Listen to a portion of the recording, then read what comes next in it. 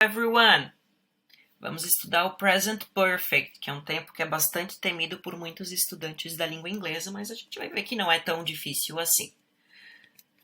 The first thing we have to know are the uses of Present Perfect. Então, o primeiro uso do Present Perfect seria para falar de ações que elas deram início no passado e pode ser que elas continuam no presente. The example is, my mother has worked in that hospital since August. Então, a minha mãe, ela tem trabalhado naquele hospital desde agosto. É uma ação que começou no passado e ela continua neste momento que eu estou falando dela. The next use is ações que ocorreram em um tempo não definido no passado. Ou seja, eu sei que elas já aconteceram, todavia eu não especifico quando. My parents have visited Miami. Eu sei que os meus pais eles já visitaram Paris, mas eu não estou mencionando quando aconteceu.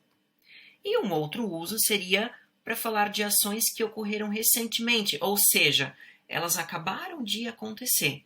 I've just bought a new t-shirt. Eu acabei de comprar uma camiseta nova. Alright? Dando continuidade, é importante sabermos que no Present Perfect, o nosso verbo auxiliar é o verbo have. Com os sujeitos I, you, we, they, utilizamos a forma have. E com os sujeitos he, she, it, que seria a terceira pessoa do singular no presente, utilizamos has. Frases afirmativas no Present Perfect. This is the structure. The subject, o verbo auxiliar have ou has, de acordo com o sujeito da oração.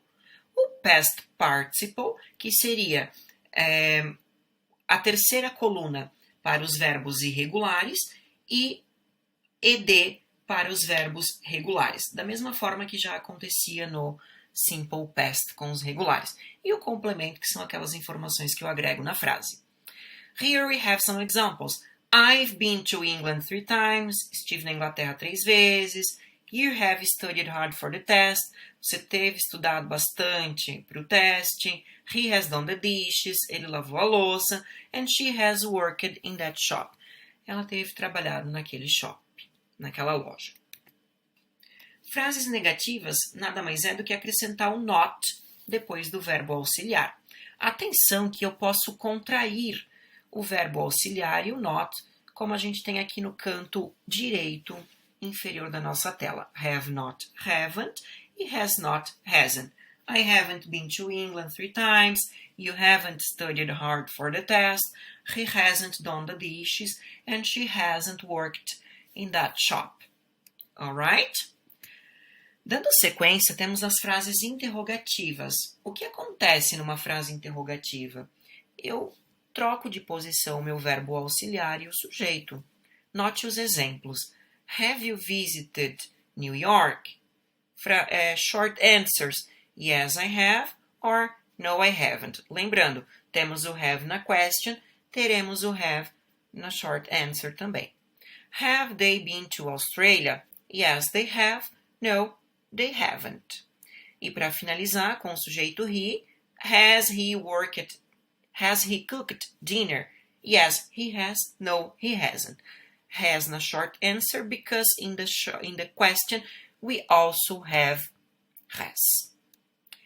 Uma outra parte muito importante de sabermos com o Present Perfect é o uso de for e since. Take a look. How long have you lived in Miami? I've lived in Miami for 6 months. Eu vivi em Miami por 6 meses. O for significa por e indica um período de tempo. Em seguida, nós temos I've lived in Miami since last year. O since significa desde e indica quando que uma ação ela começou. Agora, o uso de already and yet. O yet ele pode ser usado em frases interrogativas, significando já. Have you seen your daughter yet? Você já viu sua filha? Ou em frases negativas, significando ainda não. I haven't seen my daughter yet. Eu ainda não vi minha filha. E o already ele é utilizado em frases afirmativas e ele significa já. I've already worked in that hospital. Já trabalhei naquele hospital. and he has already done